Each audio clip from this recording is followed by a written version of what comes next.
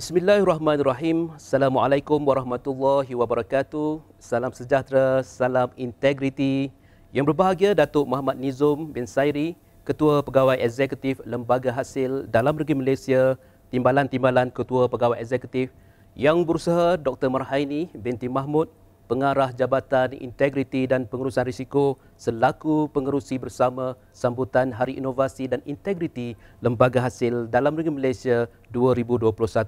Pengarah-pengarah Jabatan Negeri, Cawangan, Cawangan Siasatan, seterusnya tuan-tuan dan puan-puan hasilien yang saya kasihi sekalian. Alhamdulillahirrabbilalamin, wassalatu wassalamu ala asyrafil anbiya wal mursalin wa ala alihi wa sahbihi ajma'in. Marilah sama-sama kita rafakkan kesyukuran kepada Allah Subhanahu Wa Taala kerana dengan keizinannya jua dapat kita bersama-sama menyaksikan program Bual Bicara Integriti pada pagi ini bersempena sambutan Hari Inovasi dan Integriti Lembaga Hasil Dalam Negeri Malaysia pada 1 November 2021.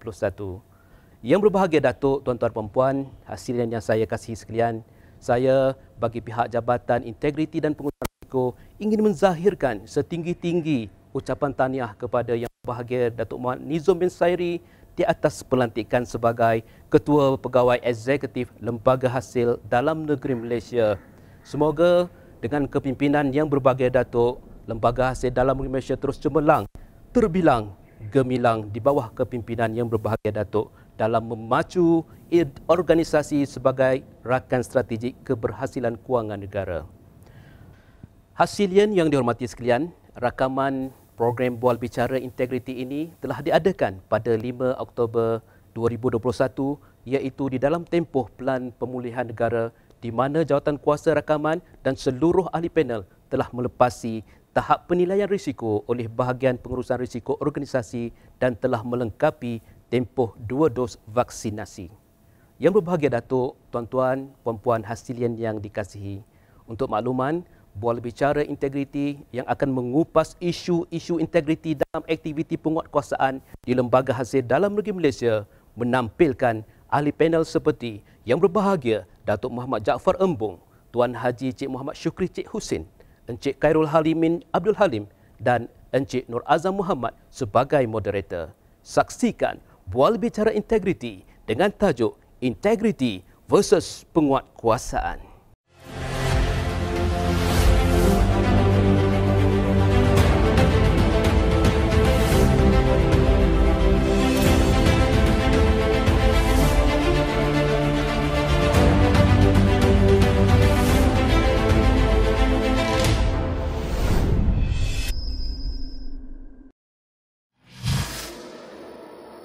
Bismillahirrahmanirrahim. Assalamualaikum, salam sejahtera dan salam integriti. Hasilien yang dikasihi sekalian, marilah sama-sama kita panjatkan kesyukuran kepada Allah Subhanahu Wa Taala kerana dengan limpah rahmatnya kita dapat bersama menyaksikan program Bual Bicara Integriti pada pagi ini bersempena dengan sambutan Hari Inovasi dan Integriti Lembaga Hasil Dalam Negeri Malaysia bagi tahun 2021. Jadi anda bersama saya pada pagi ini, Nur Azam bin Muhammad, daripada Jabatan Integriti dan Pengurusan Risiko yang akan menjadi moderator pada program kali ini. Jadi bersama-sama saya pada pagi ini, kita bawakan 3 orang ahli panel yang tidak asing lagi, yang akan membicarakan tentang tajuk integriti versus penguatkuasaan. Okay. Sebelum kita berbual dengan lebih panjang berkenaan tajuk yang akan dikupas pada hari ini, jadi apa kata kita kenalan dahulu dengan ahli-ahli panel kita pada kali ini.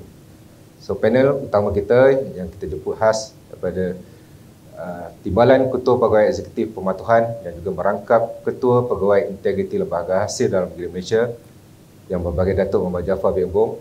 Khabar Datuk? Baik, sihat Alhamdulillah, terima kasih. So Datuk, sebuah sedikit yang kita ingin kupas mengenai Datuk, dilahirkan pada 9 Januari 1963, ya, betul, di Seberang Takir, Terengganu. Ya. Jadi Datuk mula berkhidmat di Lembaga Hasil Dalam Negeri Malaysia pada 2 Februari 1991 dan juga pernah memegang pelbagai jawatan sebagai sepanjang perkhidmatan lah, sehingga menjawat jawatan sebagai TKP Pematuhan pada masa sekarang. So Datuk Jaafar posting penempatan pertama di Cawangan Jalan Duta, kan? Kalau tak silap saya, Betul.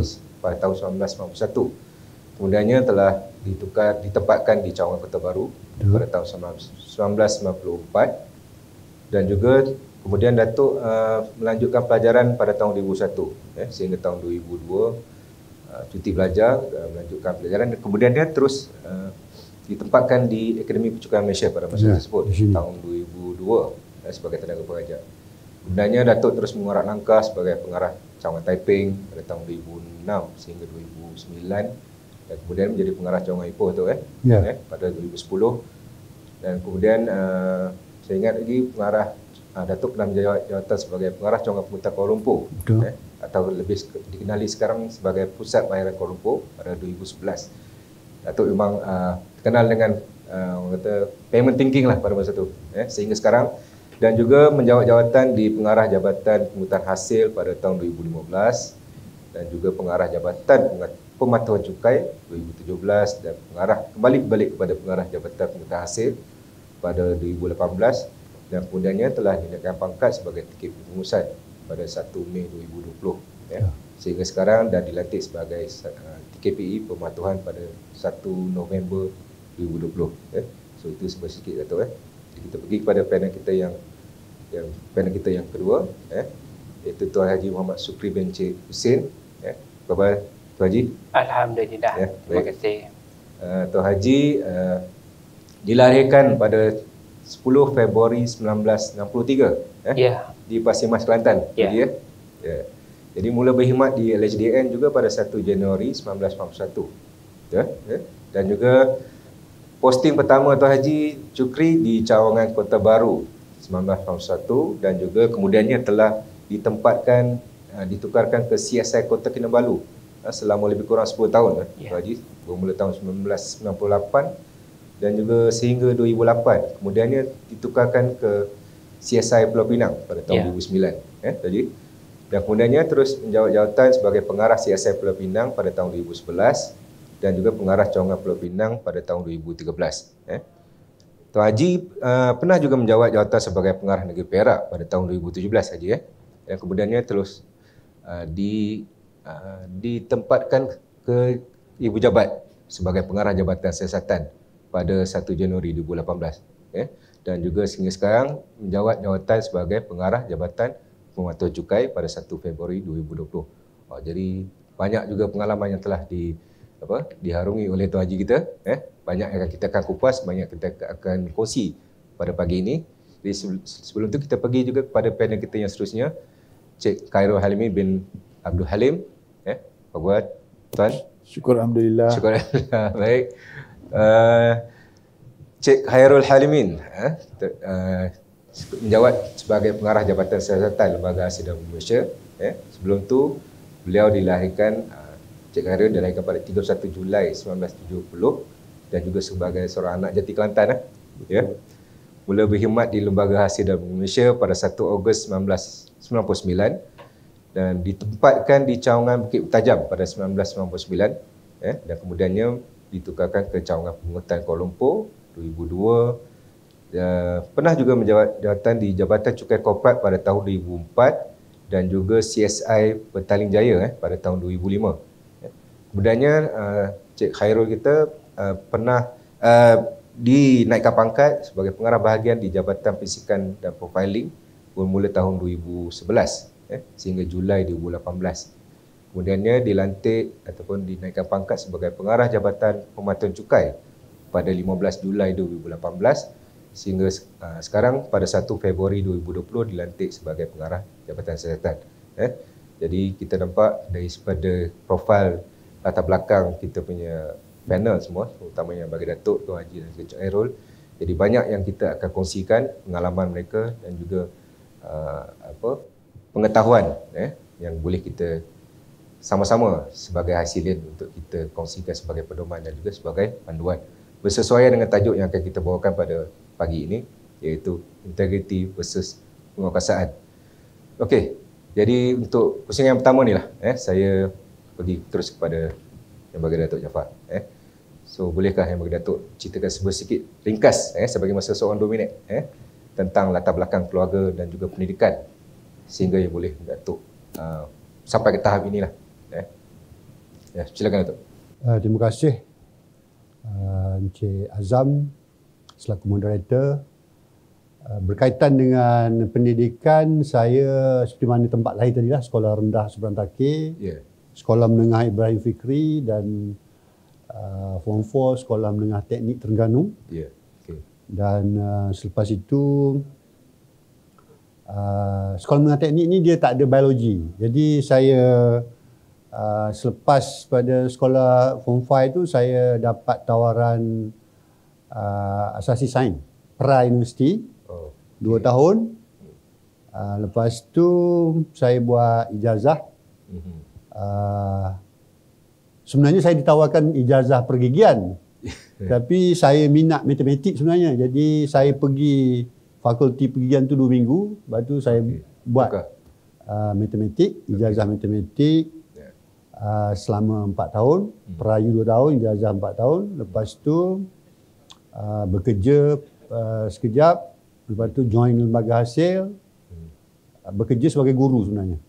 Saya guru last kali di MRSM Balik Pulau sebelum menjawat jawatan sebagai pegawai penaksir. Dan pada tahun 1999 saya dapat buat Master in International Accounting. So itulah pendidikan saya daripada sekolah rendah, menengah, perayu, universiti sampai ke Master sewaktu dalam berkhidmat di Lembaga Hasil Bank Indonesia. Satu pengalaman yang baik juga sehingga dapat melanjutkan penjaraan sehingga peringkat master. Terima kasih Bagi Datuk. Bagaimana dengan Tuan Haji kita? Tuan Haji Muhammad Syukri, tentang latar belakang keluarga dan juga pendidikan yang mungkin boleh kita kongsikan pada pagi ini. Terima kasih Tuan Moderator Encik Nur Azam Muhammad. Bismillahirrahmanirrahim. Assalamualaikum warahmatullahi wabarakatuh. Salam sejahtera dan salam keluarga Malaysia. Yang saya hormati yang berbahagia Datuk Muhammad Jaafar Embun, Timbalan Ketua Pegawai Eksekutif Pematuhan. Ahli panel yang kedua Encik Khairul Halimi Abdul Halim, Pengarah Jabatan Siasatan. Seperti yang telah dimaklumkan peringkat awal bahawa saya telah diberi amanah ataupun telah melaporkan diri sebagai pegawai penaksir pada masa tersebut pada 1 Januari 1991. Dan saya bernasib baik sebenarnya kerana telah ditempatkan di negeri kelahiran saya, di Kota Baru. Dan saya berkelulusan dalam bidang ijazah Sains Ekonomi Sumber. Pada masa tersebut dikenali sebagai Universiti Pertanian Malaysia. Dan sebelum saya berkhidmat dengan lembaga hasil, saya juga seperti yang berbahagia Datuk telah diberi peluang untuk menjadi guru selama 3 tahun sebenarnya. Guru selama 3 tahun, dan semasa saya menjawat jawatan guru, iaitu semasa di Kelantan, di bawah Yayasan Islam Kelantan.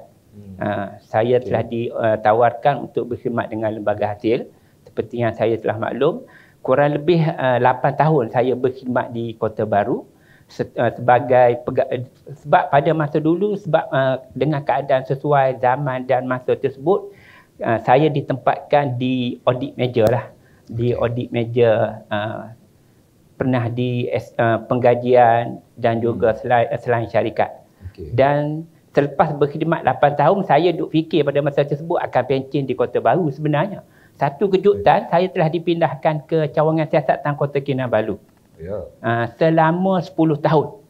Bermula daripada grade 41 pada masa tersebut sehinggalah tahun 2008 saya telah dipindahkan. Maknanya dia saya alhamdulillah saya telah diberi peluang dan diberi amanah untuk kenaikan pangkat sehingga pengarah Cawangan Siasatan Kota Kinabalu, dipindahkan ke Cawangan Siasatan Pulau Pinang selama 5 tahun sebagai pengarah di sana, dan selepas daripada 5 tahun saya dipindahkan ke Cawangan Pulau Pinang selama 5 tahun. Dan selepas daripada itu saya juga alhamdulillah telah diberi peluang untuk menjawat jawatan pengarah negeri yang paling singkat lah, pengarah negeri Perak selama 4 bulan. Paling singkat. Dan itu adalah satu pendedahan dan amanah yang amat berguna lah kepada saya. Dan seterusnya saya telah dipindahkan ke Ibu Pejabat pada 1 Januari tahun 2018 sebagai pengarah Jabatan Siasatan. Dan mulai 1 Februari tahun 2020 sekali lagi saya telah dipindahkan ke Jabatan Pematuhan sebagai pengarah Jabatan Pematuhan sehingga sekarang. Itulah serba sedikit pengalaman yang telah saya lalui, iaitu saya kira-kira tu kurang lebih 30 tahun saya telah berkhidmat dengan lembaga hasil sehingga kini. Terima kasih. Baik, terima kasih Tuan Haji. Satu pengalaman yang banyak boleh kita kongsi pada pagi ini. Jadi sebelum tu kita pergi kepada Cik Karul Halimin. So Cik Karul Halimin boleh ceritakan jugalah sedikit kenaan dengan latar belakang keluarga dengan pendidikan yang boleh membawa kepada Cik Karul sehingga tahap pada masa ini. Assalamualaikum warahmatullahi wabarakatuh dan salam sejahtera. Terlebih dahulu saya ucapkan jutaan terima kasih kepada Tuan Moderator kerana menjemput saya ke program Bual Bicara bersama dengan barisan ahli panel yang hebat-hebat untuk berkongsi topik kita pada hari ini, iaitu integriti dan penguatkuasaan dari aspek kacamata aktiviti siasatan. Berbalik kepada soalan Tuan Moderator sebentar tadi, izinkan saya menceritakan serba ringkas latar belakang saya di Lembaga Hasil Dalam Negeri Malaysia dan pendidikan saya. Saya mula mendapat pendidikan awal di Sekolah Rendah Sultan Sulaiman I di Terengganu. Kemudian saya pergi ke Sekolah Menengah Tengku Baria. Kemudian saya lanjutkan pengajian saya di Politeknik Port Dickson, mengambil jurusan Diploma Perakaunan. Kemudian saya bekerja pada tempoh tersebut. Kemudian saya pergi ke Universiti Utara Malaysia, melanjutkan pengajian di bidang Ijazah Sarjana Muda Perakaunan. Itu dari segi pendidikan saya. Di Lembaga Hasil, saya mula berkhidmat pada 1 Ogos 1999 dan cawangan pertama saya adalah cawangan Bukit Mentajam. Setelah hampir 3 tahun, saya berpindah ke cawangan Pungutan Kuala Lumpur pada Februari 2002 sehingga 31 Julai 2004, pernah ditempatkan di cawangan syarikat selama 1 tahun sebelum berpindah ke cawangan siasatan Petaling Jaya pada 1 Ogos 2005 sehingga Jun 2011. Dulu dia nama cawangan siasatan Petaling Jaya, sekarang dah ditukarkan kepada cawangan siasatan Putrajaya. Pada Julai 2011, saya dipindahkan ke bahagian perisikan pejabat KPE dan seterusnya ke Jabatan Perisikan dan Profiling sehinggalah pada Julai 2018 di mana saya telah dinaikkan pangkat sebagai pengarah Jabatan Pematuhan Cukai.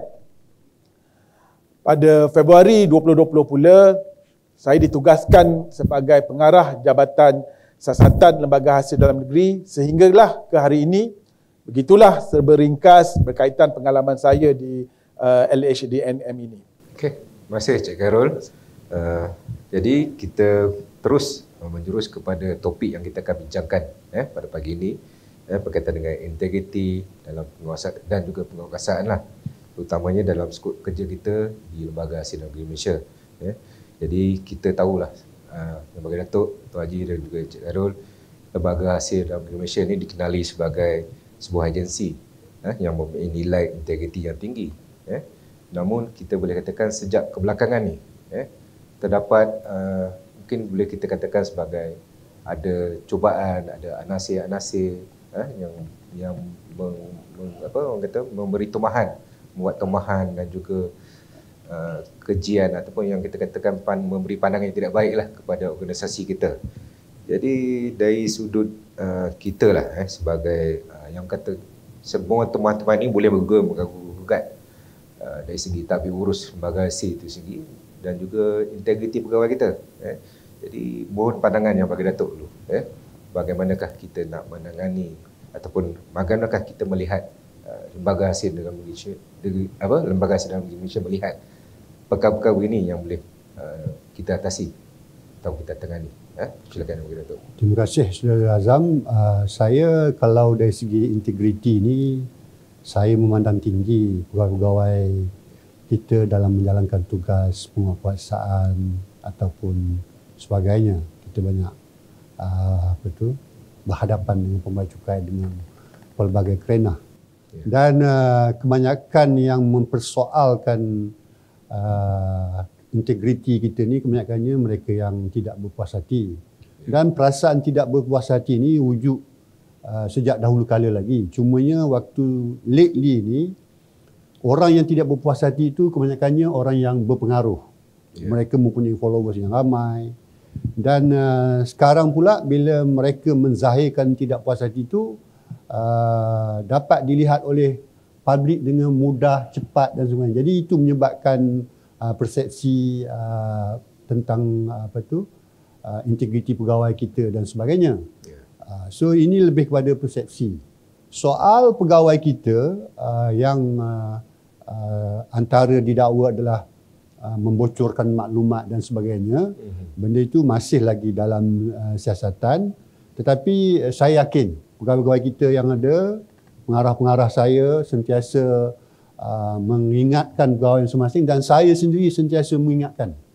Soal integriti, soal maklumat ini sangat penting.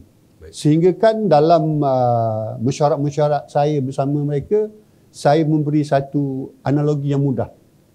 Bila kita bekerja, kita akan mendapat pelbagai maklumat. Ya?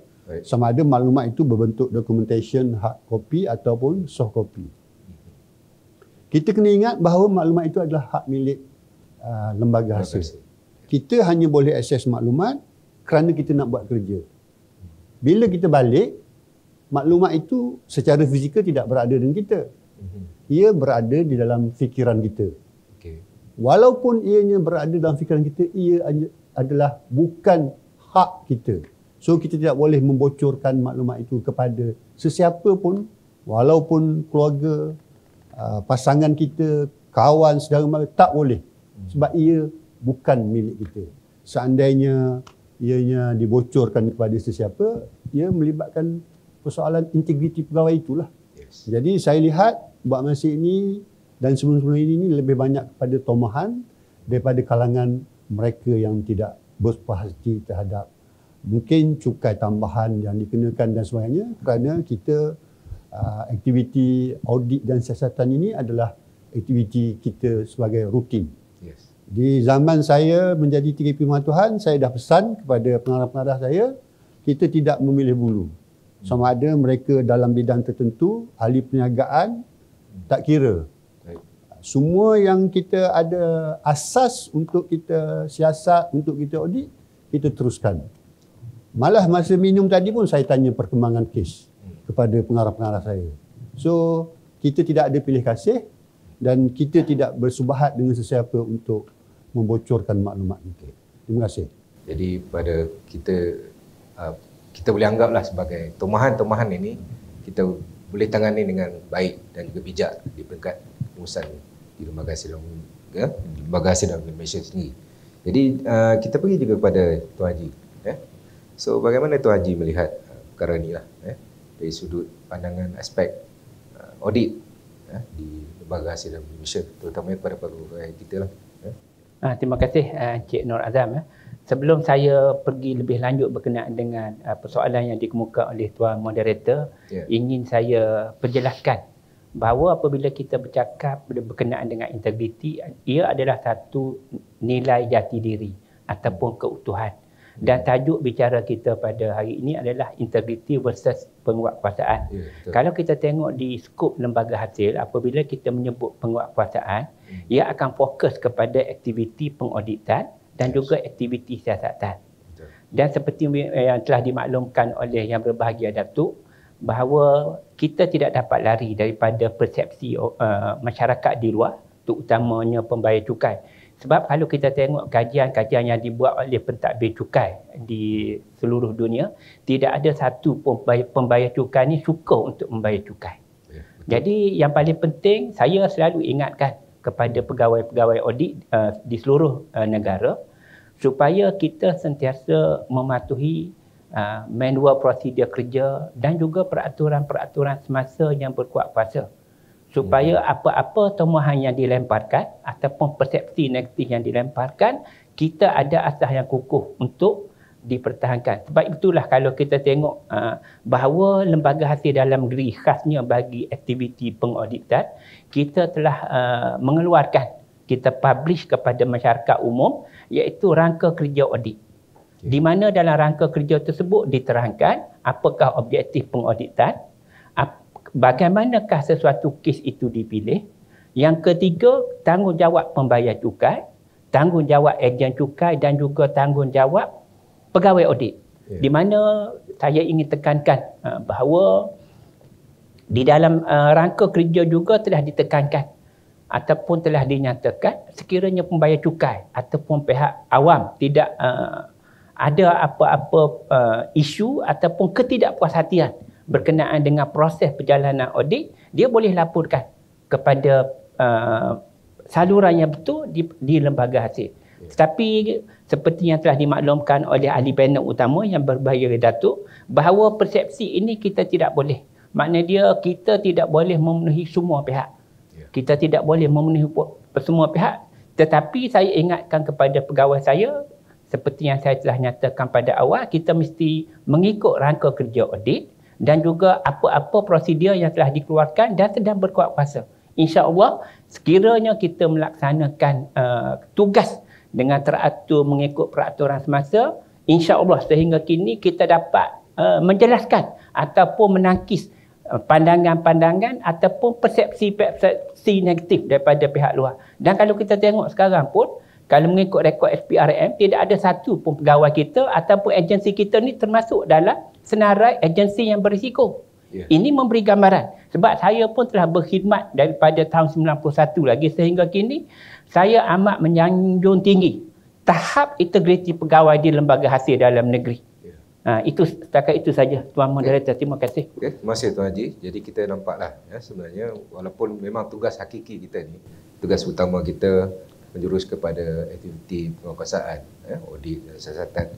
Tapi kita percaya sebenarnya tahap integriti di kalangan pegawai kita sememangnya berada di tahap yang cukup tinggi. Mungkin kalau kata tomahan-tomahan yang selalu kita terima ini, memang kita anggap satu permainan lah, satu perkara biasa kita akan terima lah. Selagi mana boleh dilontarkan oleh mungkin pihak netizen atau pihak pembayar cukai di luar sana. Jadi Cik Khairul, bagaimana pula daripada aspek ataupun dari segi skop siasatan berkenaan dengan perkara ini? Saya melihat isu ini daripada dua sudut, iaitu pertama, prosedur kerja semasa kes siasatan itu dilaksanakan. Dan yang kedua, keputusan akhir terhadap kes siasatan sebelum taksiran tersebut dibangkitkan. Okey. Yang pertama, semasa kes diambil dan diagihkan kepada pegawai penyiasat, kes adalah dilaksanakan secara berkumpulan. Tiada pegawai penyiasat yang menjalankan kes siasatan tanpa pengetahuan ketua atau ahli kumpulannya. Di sesetengah cawangan siasatan, pengarah ataupun timbalan pengarah akan terlibat dalam rundingan isu bersama pembayar cukai. Yang kedua, setiap kes yang dibangkitkan adalah keputusan secara pool, di mana pegawai penyiasat di cawangan siasatan tidak membuat keputusan secara silo ataupun bersendirian. Setiap pegawai penyiasat perlu membentangkan kes mereka di JKTD dalaman di peringkat CSI sebelum sesuatu keputusan tersebut dibuat. Jadi, ianya akan melibatkan semua pegawai di CSI tersebut, dan sekiranya kes tersebut tidak dapat diputuskan di peringkat CSI, ia akan dibawa ke peringkat JKTD negeri ataupun JKTD ibu pejabat. Untuk makluman, peringkat JKTD ibu pejabat iaitu di Jabatan Siasatan, ia melibatkan pandangan daripada Jabatan Undang-Undang dan juga Jabatan Dasar Percukaian. Dengan ini, saya yakin dan percaya bahawa pegawai penyiasat telah menjalankan kerja-kerja penyiasatan dengan mematuhi manual prosedur kerja, arahan semasa dan etika siasatan dengan baik. Justru itu, diharap ia akan dapat mengekang permasalahan yang timbul daripada isu integriti pegawai penyiasat secara khasnya. Ya. Okay. So, seperti juga lah tadi, aspek audit dan juga siasatan, kita nampak kita di lembaga hasil ni, kita pun ada rangka kerja kita sendiri, kita ada prosedur SOP kita sendiri. Jadi kita ada arahan-arahan dalaman yang mana ianya berkait rapat juga dengan penguatkuasaan undang-undang di bawah Akta Cukai Pendapatan kita sendiri. Jadi dari segi kerja kita ni sebenarnya memang telah mengikut prosedur yang sepatutnya, dan kita tidak wajarlah sebenarnya untuk menghadapi ataupun menerima tomahan-tomahan ini dengan perasaan yang mungkin kita negatif. Kita ambil secara positif lah. Kita tahu bahawa mungkin pembayar cukai ataupun mereka yang di luar sana, maksud kalau sebarang komen yang telah diberikan kepada lembaga ni dengan dalam arti kata yang lain, mereka peka dengan apa yang telah kita buat sepanjang kita melaksanakan tanggungjawab. Jadi kita nampak dari segi aspek yang positif lah. Jadi seterusnya kita pergi juga kepada soalan yang seterusnya. Saya pergi kepada yang bagi Datuk dulu. So sasaran kutipan lah. Sasaran kutipan yang sekarang ni ditetapkan oleh Kementerian Kewangan kita. Kementerian Kewangan Malaysia pada tahun 2021 ni adalah berjumlah 132 bilion. Begitu So bagi mencapai sasaran tersebut, kita tahu segala usaha telah dilaksanakan oleh Lembaga Hasil Dalam Malaysia agar mencapai sasaran yang telah ditetapkan. Jadi apakah peranan pengurusan tertinggi di Lembaga Hasil Dalam Malaysia bagi memastikan dalam pada kita nak mencapai sasaran ni, kita juga perlu memastikan macam tadilah kita sebut tahap integriti pegawai di Lembaga Hasil Dalam Malaysia perlu sentiasa kita terapkan ataupun perlu kita kembangkan, perlu lagi kita nak kekalkan dalam budaya integriti bagi memastikan setiap tanggungjawab yang dilaksanakan tu mestilah mematuhi segala peraturan yang telah ditetapkan. Jadi saya mohon pandangan yang bagi Datuk. Ya, terima kasih.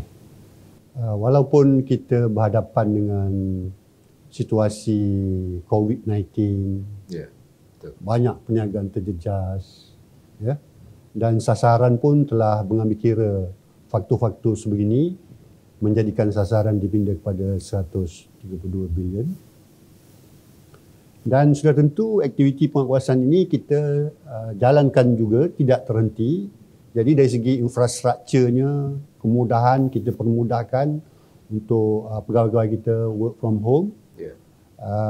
Dan sudah tentu integriti ini sebenarnya dia tidak ada masa untuk kita apa kata orang compromise dan sebagainya. Ia tetap dalam apa situasi pun integriti mesti nombor satu. Jujur pada kerja kita. Yeah. Kalau kita bangkit taksiran dan sebagainya, sudah tentu kita mengharapkan kepada bayaran. Betul. Sebab tu walaupun dalam keadaan ekonomi sebegini, kita sebagai pengurusan tertinggi sentiasa highlight kepada pegawai-pegawai kita bahawa dasar-dasar kerajaan contohnya memberi kelonggaran dari segi bayaran, memberi kelonggaran untuk bayaran penalti pada tahun berikutnya dan sebagainya. So kita harapkan benda-benda ini akan menjadi amalan pegawai-pegawai kita supaya pembayar cukai tetap membayar meskipun mungkin dalam keadaan suran yang lebih tinggi, tetapi kita pertimbangkan. Yes. Sebab kita kena faham pembayar cukai kita sekarang berhadapan dengan masalah, so kita banyak perkara yang kita malah dalam satu situation tu kita memberi lanjutan masa kepada pembayar cukai bagi mereka menyediakan dokumen dan sebagainya supaya mereka juga mempunyai masa yang mencukupi untuk menjawab pertanyaan-pertanyaan pegawai sama ada audit atau siasatan. Dan dari segi ansuran juga begitu kita pertimbangkan, dan saya selalu mengingatkan pegawai-pegawai saya sama ada audit atau siasatan sentiasa amalkan payment thinking. Yes. Sebab seandainya kita bangkit taksiran, kita tidak berjaya kutip, ianya akan menjadi hutang yang ABT yang berusia yang mungkin memerlukan tindakan undang-undang, prosesnya, dan akhirnya mungkin 5-6 tahun, 7-8 tahun akhirnya hapus kira. Jadi ini adalah satu kerugian, dan orang mungkin boleh pertikaikan integriti kita membangkit taksiran tambahan tersebut.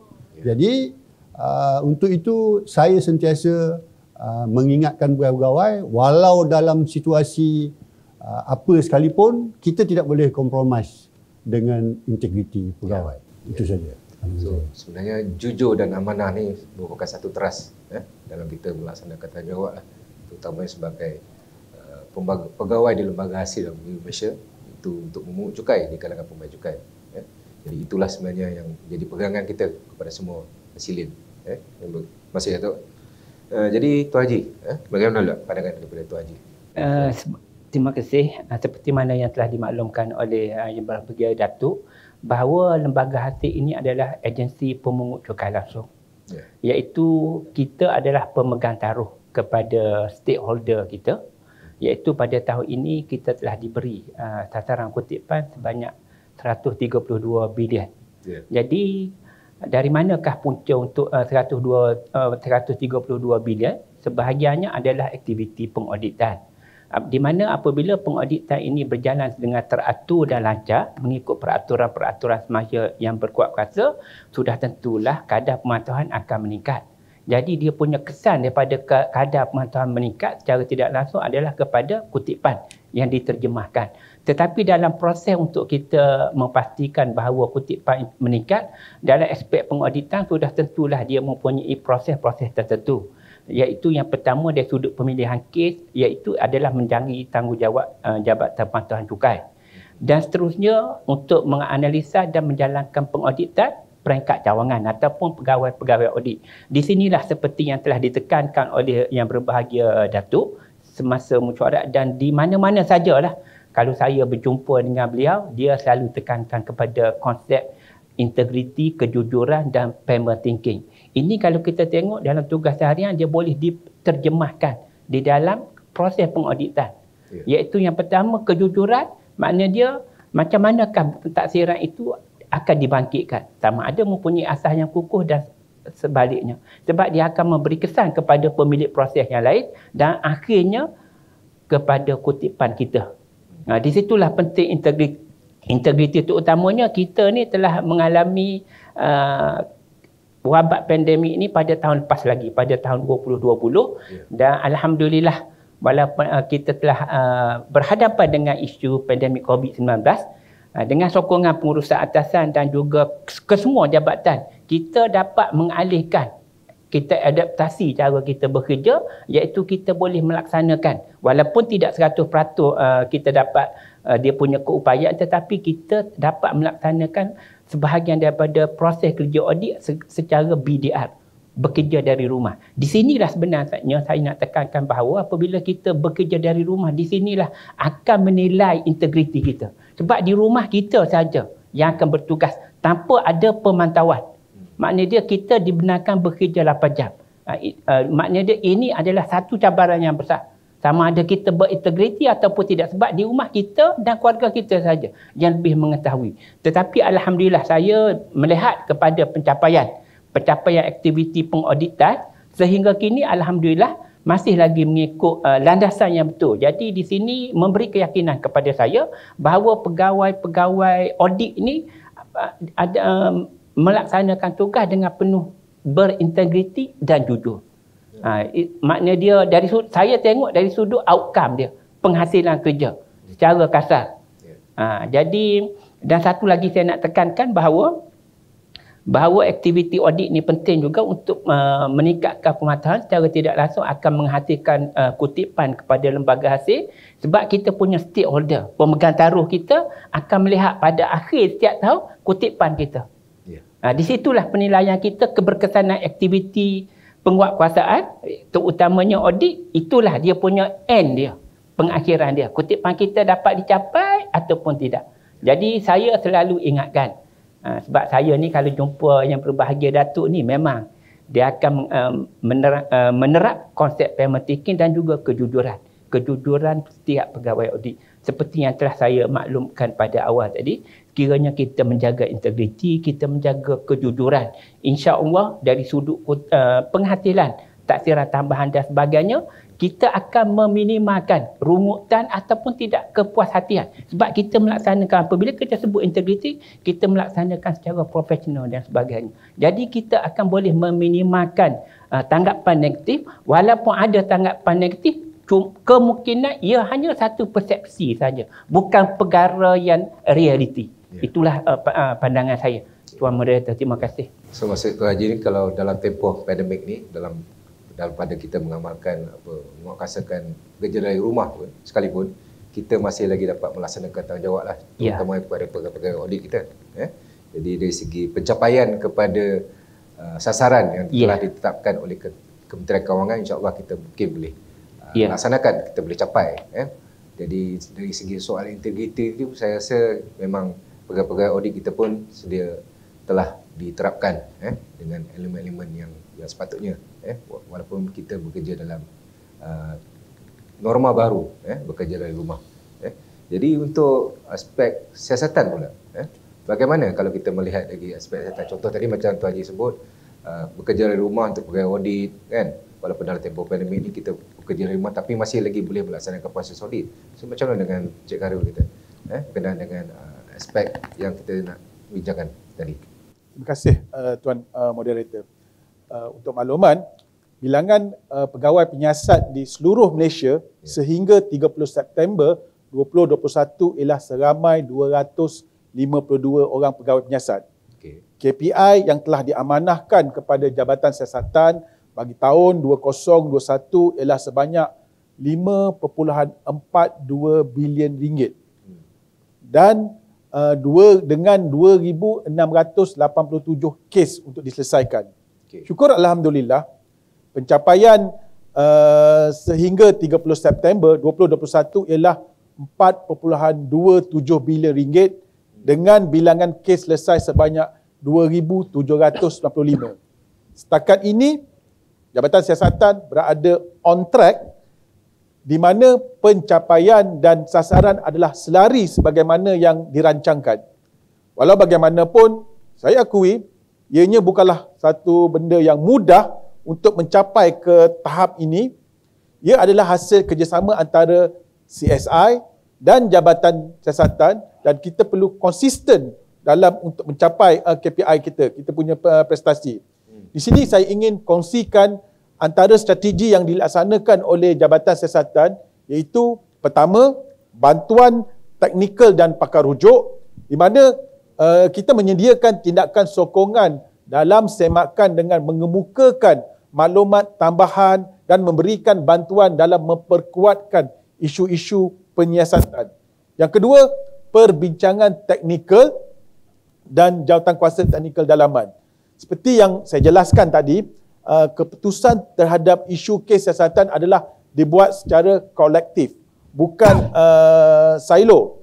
Mesyuarat perbincangan teknikal dan JKTD adalah medan perbincangan yang sangat bagus kerana kolaborasi antara pandangan daripada Jabatan Undang-Undang dan Jabatan Dasar Percukaian dapat diberikan secara terus kepada CSI. Ini akan dapat mempercepatkan kerja-kerja siasatan dan secara tidak langsung juga ia memberikan satu kepuasan dan memberi keyakinan kepada pegawai penyiasat untuk meneruskan prosedur siasatan setelah keputusan pihak pengurusan ditetapkan. Sehingga 15 September 2021, sebanyak 37 kes siasatan telah diluluskan di peringkat ibu pejabat. Walaupun bilangan kes ni tak banyak, tetapi jumlah penyelesaian 37 kes adalah sebanyak 3.06 bilion ringgit, iaitu merangkumi 75% daripada pencapaian keseluruhan taksiran yang dibangkitkan. Ini merupakan satu kerjasama antara jabatan dalaman, terutamanya Jabatan Undang-Undang yang sentiasa memberi keutamaan untuk mempercepatkan proses keputusan dibuat dalam JKTD Ibu Pejabat. Dan yang ketiga adalah peranan pegawai zon. Penglibatan pegawai zon sebagai pemudah cara antara CSI dan JS juga telah memainkan peranan yang penting dalam memastikan pegawai penyiasat dapat menjalankan tugasan dengan cermat dan berintegriti. Wah, itu satu usaha ataupun langkah yang kita anggap terbaik yang dilakukan oleh Jabatan Siasatan dalam memastikan sasaran kita penuhi, tapi pada masa yang sama kita juga memastikan pegawai kita, pegawai siasatan dapat menjalankan tugas dengan cekap dan juga profesional. Jadi terima kasih Cik Khairul.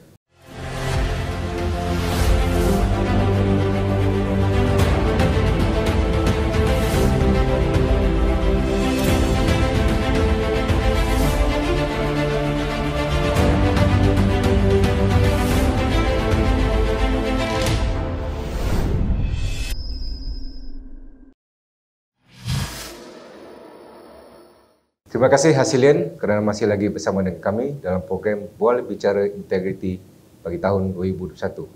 Jadi kita seteruskan Yang Bagi Datuk, Tuan Haji, Cik Khairul dengan kupasan isu yang kita akan bagikan seterusnya. Jadi berkaitan dengan isu integriti topik kita pun berkaitan rapat dengan integriti dan dalam penguatkuasaan. Jadi apakah sebenarnya isu integriti yang kita sebenarnya hadapi di kalangan pegawai Hasilian? Datuk Yang Bagi Datuk sebagai Ketua Pegawai Integriti Lembaga Sidang Malaysia mestinya lebih arif dan juga serba tahulah apa yang berlaku di kalangan pegawai kita pada masa ini. Silakan Yang Bagi Datuk. Terima kasih Cik Azam. Berkaitan dengan integriti ini, kalau berdasarkan aduan yang saya terima, sebenarnya boleh dikatakan tiada aduan yang datang daripada pembayar cukai ataupun publik dan sebagainya. Cuma yang saya lihat ialah saya risau persepsi publik itu apabila melihat coretan ataupun tulisan pegawai-pegawai kita di laman-laman sosial. Facebook, IG, TikTok dan sebagainya. Jadi sebenarnya mungkin pegawai kita itu tidak ada niat apa-apa. Tetapi kalau mempamerkan rumah yang besar, renovation, kenderaan mewah, memberi komen-komen tertentu. Sebab pegawai-pegawai yang mungkin mereka tidak berniat apa-apa, sekadar kata orang update dia punya status dan sebagainya, tapi kita risau dari segi persepsi. Ini cabaran kepada kami. Di peringkat pengurusan ataupun di peringkat saya sebagai Ketua Pegawai Integriti, bagaimana kita punya semula jadinya pegawai untuk begitu excited untuk menjadi orang pertama dalam melaporkan apa itu dan ini, sehingga kan suatu ketika saya pernah melihat file yang untuk buat kerja-kerja audit tu di snap gambar, sebahagian di-upload ke Facebook. Ini yang saya risau. Ya, pegawai itu mungkin tidak berniat apa-apa dan dia pun tidak melakukan sebarang rasuah dan sebagainya. Cumanya mungkin kebanggaan dia handle kes-kes tertentu, handle kes-kes berprofil tinggi. Jadi ditulis di mana-mana menyebabkan publik melihat adakah kemungkinan ianya berlaku kepada pembayar cukai lain. Dan begitu juga dengan yang terbaru-baru ini kita lihat bagaimana dakwaan berjuta-juta data bocor daripada GPN, daripada lembaga hasil. Jadi saya risau ini kepada persepsi sebenarnya. Jadi sebab itu saya menyeru kepada semua pegawai-pegawai, pegawai audit, pegawai siasatan, jangan kita terlalu gairah untuk kita update status dan bercerita tentang aktiviti kita di lembaga hasil. Kerana ia boleh memberi terjemahan yang berbeza. Niat pegawai itu baik, bagus, tetapi manusia ni kata orang rambut sama hitam tetapi terjemahan tu berlainan. Dan pengalaman mereka yang melihat perkara-perkara begini berbeza. Jadi bila di-matchkan pengalaman orang yang melihat dengan apa yang dilihat, mungkin hasilnya berbeza, pandangannya berbeza, conclusionnya berbeza. Dan kita tak nak ini akan menjejaskan integriti pegawai kita dan dilihat sebagai tidak berintegriti. Meskipun ianya persepsi, tetapi kadang-kadang nak menguruskan persepsi ini memakan masa yang lama. Betul. Jadi itu harapan saya. Saya berpesan kepada diri saya, kawan-kawan, pegawai-pegawai, jangan kita terlalu gairah untuk update status di laman-laman sosial yang boleh memberi gambaran, memberi persepsi negatif kepada lembaga hasil. Menjaga imej lembaga hasil, menjaga imej kita adalah tanggungjawab bersama untuk mengelak daripada kita ditomah sebagai orang yang tidak berintegriti. Ya. Itu, terima kasih. Oh, masih Datuk. Jadi dalam erti kata lain, kita boleh katakan bahawa cabaran utama kita pada masa inilah dengan adanya media-media sosial yang boleh menjurus kepada perkara yang tidak baik sebenarnya. Tanggapan-tanggapan negatif daripada pihak luar pada pegawai kita. Walaupun macam Datuk sebut tadi lah, pegawai kita mungkin tidak ada niat, tetapi oleh kerana dilihat interpretasi daripada pihak-pihak luar ni yang mungkin marahkan kepada kita, kan, dendam, tetapi bila berlakunya perkara-perkara ini sebenarnya membuka ruang kepada mereka untuk lebih membuat tanggapan-tanggapan yang tidak baik kepada pegawai kita sendiri. Jadi kita pun faham bahawa media sosial ni merupakan satu saluran ataupun medium yang begitu bergerak pantas pada masa ini di kalangan pegawai-pegawai, bukan kata pegawai-pegawai kita sajalah, kepada seluruh masyarakat, yang mana sekarang ni semuanya cuba untuk memuat naik sebarang perkembangan posting-posting di media-media sosial. Jadi kita perlulah berhati-hati, itu yang sebenarnya. Jadi amanat daripada yang bagi Datuk tadi jelas bahawa lembaga hasil perlulah, pegawai-pegawai kita lah khususnya hasilin, perlulah lebih bijak dalam menangani orang kata akaun-akaun media sosial peribadi ini.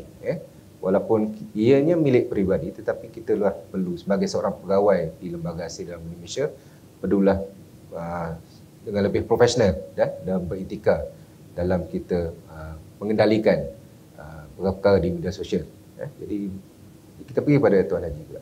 Tuan Haji Shukri, so bagaimana Tuan Haji isu integriti yang Tuan Haji pernah kita katakan hadapilah sebagai pengarah di Jabatan Penguatан Cukai di dalam aspek aktiviti audit percukaian. Terima kasih saudara moderator. Apabila kita bercakap berkenaan dengan integriti dari skop ataupun sudut pengauditan, maknanya dia benda ni adalah bukan satu perkara yang bukan majoriti yang melakukannya. Makna dia hanya nilai setitik saja. Tetapi pepatah mengatakan disebabkan oleh nilai setitik rosak susu sebelanga. Kita tak mahu menjadi macam tu. Dengan cara lain, kebanyakan yang rasuah memang so far ni tidak berlaku lah. Bila kita bercakap, cuma ada segelintir. Segelintir tu maknanya dia pegawai-pegawai yang masih lagi tidak mematuhi berkenaan dengan prosedur kerja. Sebab kita sedia maklum bahawa kalau di dalaman proses pengauditan ataupun pemeriksaan terhadap sesuatu pematuhan prosedur kerja, selain daripada JPC pun membuat pengauditan secara online untuk mengukur sama ada pegawai-pegawai di lapangan ini mematuhi ataupun tidak terhadap prosedur yang berkuat kuasa. Dan jabatan yang kedua adalah jabatan integriti dan pengurusan risiko, juga membuat pengauditan berkaitan dengan aktiviti pengauditan. Dan pihak yang ketiga, pihak luar yang membuat pengauditan adalah Jabatan Audit Negara. Jadi di antara seperti yang saya maklumkan bahawa isu yang utama adalah ketidakpatuhan terhadap prosedur kerja. Dan di antara apabila wujudnya tidak kepatuhan, ni pengalaman saya yang telah diaudit oleh Jabatan Audit Negara untuk saya share dengan semua pegawai-pegawai audit bahawa akibat daripada ketidakpatuhan, bila kita kata ketidakpatuhan, dia akan secara tidak langsung berkait dengan integriti ataupun jati diri pegawai ataupun diri seseorang tersebut. Maknanya dia akibat ketidakpatuhan terhadap prosedur kerja, iaitu isu dia sekarang ni yang sedang ditangani. Alhamdulillah, benda tu kita dapat tangani secara bijaksana, iaitu kes-kes tunggakan. Kes-kes tidak diselesaikan mengikut tahap yang ditetapkan oleh prosedur kerja. Jadi itu maknanya dia, saya tengok dari sudut pengauditan adalah ketidakpatuhan. Dan saya tekan sekali lagi, benda ni hanya segelintir saja, nilai setitik saja. Tetapi kesan dia amat besar.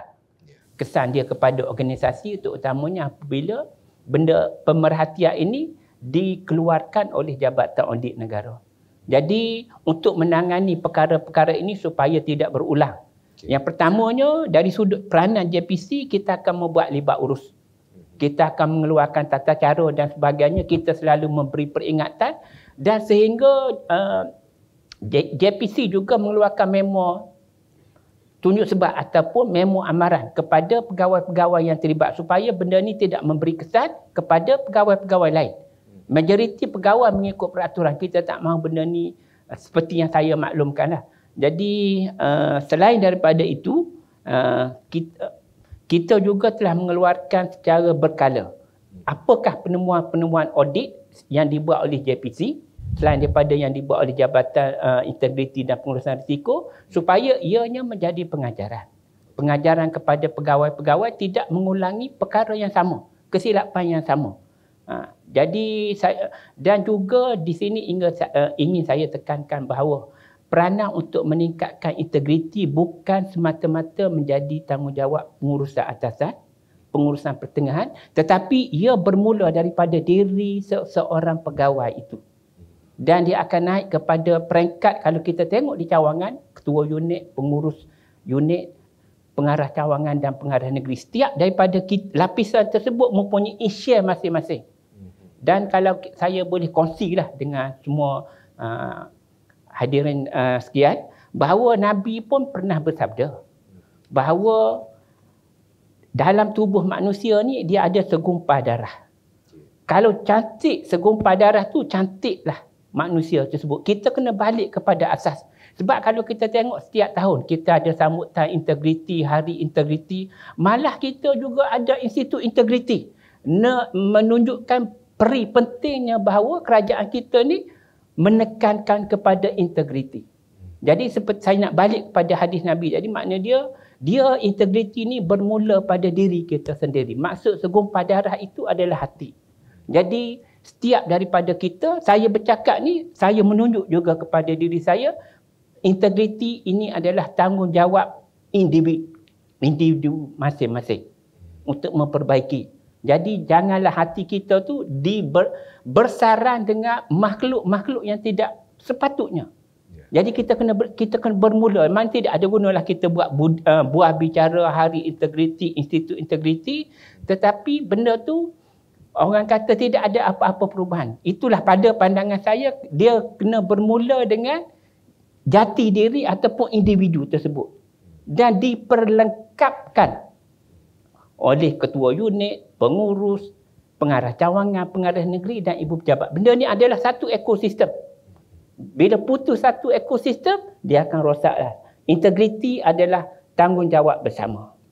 Dan saya selalu ingatkan kepada semua pegawai audit bahawa setiap kerja kita ini akan dinilai. Untuk orang Islam akan dipersoalkan. Sebab kerja kita ni amanah. Mana akan dipersoalkan. Jadi kita balik kepada asas kejadian kita. Untuk apa? Saya rasa insya-Allah benda ni boleh ditangani dengan sewajar dan sebaiknya. Terima kasih.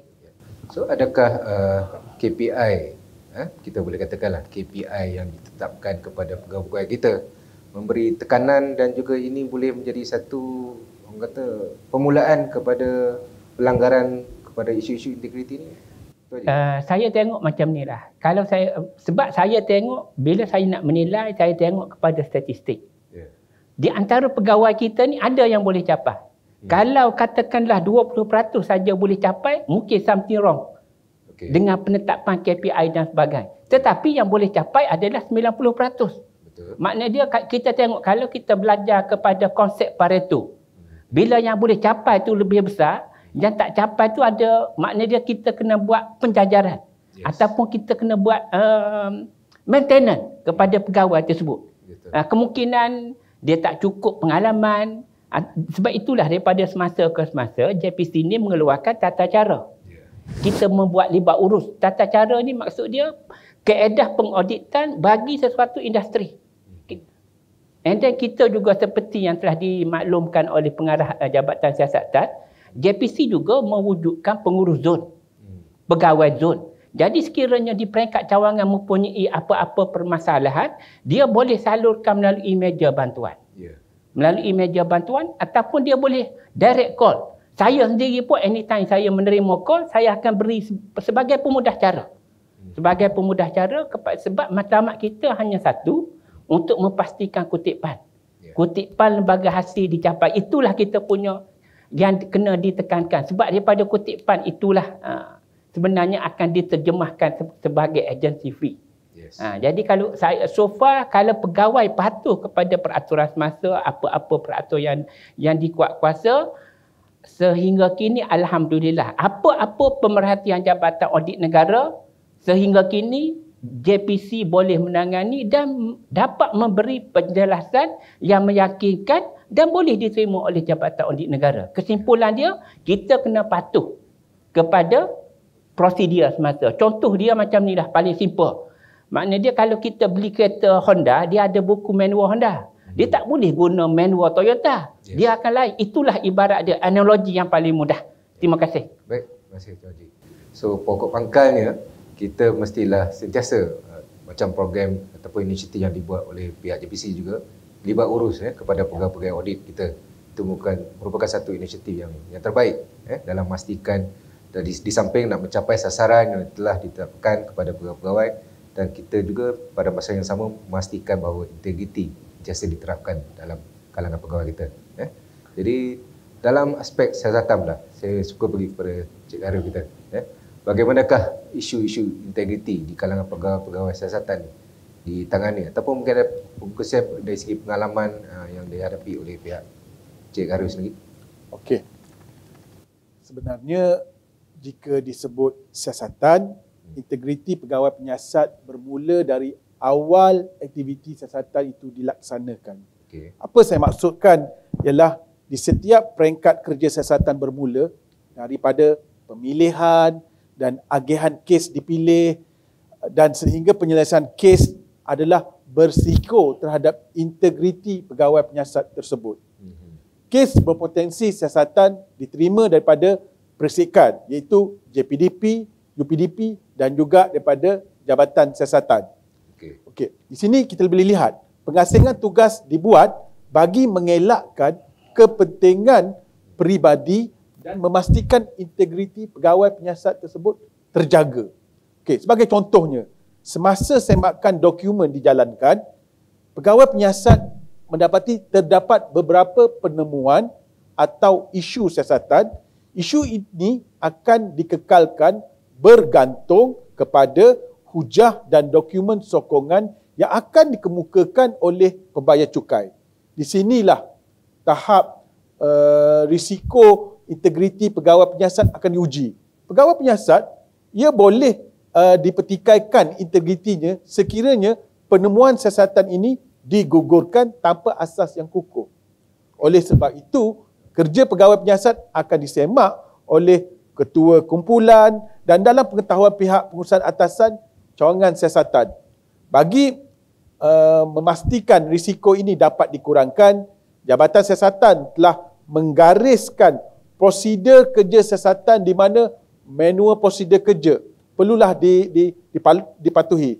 Di samping itu, arahan demi arahan melalui arahan operasi, memo ataupun email juga dimaklumkan kepada semua pegawai penyiasat di CSI bagi mengingatkan pegawai penyiasat untuk menjalankan kerja dengan profesional dan berintegriti. Ya. Okey. So, terima kasih Cik Khairul. So, kiranya di peringkat siasatan, kita telah ada macam dibincangkan tadilah, kita ada arahan-arahan yang berkuat kuasa, kita ada prosedur-prosedur kerja, sama juga dalam aspek auditan. Kita sentiasa perlu memastikan pegawai-pegawai kita mematuhi kesemua prosedur-prosedur yang telah ditetapkan dan juga arahan-arahan yang berkuat kuasa bagi memastikan isu integriti ini tidak timbul di kalangan pegawai-pegawai audit dan juga siasatan. Jadi saya rasa isu integriti ini mungkin ada sekalipun ianya tidak menjejaskan keseluruhan kepada kita punya pasukan audit dan kesihatan. Tapi mereka ini mestilah tidaklah dipinggirkan. Kita mesti melihat apakah permasalahan utama yang timbul jika ada. Jadi itu sebenarnya merupakan perkara lah yang kita boleh katakan sebagai cabaran dalam kita menghadapi situasi untuk mengutip cukai bagi organisasi kita pada tahun ini. Jadi untuk itu yang saya pergi kepada Yang Bahagia Datuk pula. So dalam kita melaksanakanlah aktiviti dan auditan, ada juga siasatan di lembaga hasil, kita perlu melihat juga cabaran-cabaran yang kita hadapi. Mungkin cabaran-cabaran ni yang pernah kita hadapi pada tahun sebelum-sebelum ni, ataupun cabaran-cabaran yang kita tak pernah terfikir pun, yang berlaku pada masa sekarang dan juga mungkin pada masa hadapan. So bagaimana Datuk melihat ini? Terima kasih Cik Azam. Ya. Ya, cabaran tu kalau kita lihat, mungkin kita boleh lihat dalam dua perspektif. Ya. Dalaman, warga hasil dan taxpayer sebagai luaran. Ya. Kalau kita lihat dengan pandemik ni berlaku daripada tahun lepas, jadi cabaran utama kita ialah untuk memotivasikan pegawai kita bahawa meskipun dalam situasi keadaan ekonomi sebegini, kita masih ada ruang untuk mencapai sasaran yang ditetapkan. Okay. Berdasarkan rekod, history, kita dah berjaya mencapai sasaran 31 bilion. Ataupun 31 lebih kurang 32. Dan berbanding tahun ini, sasaran kita 33 bilion.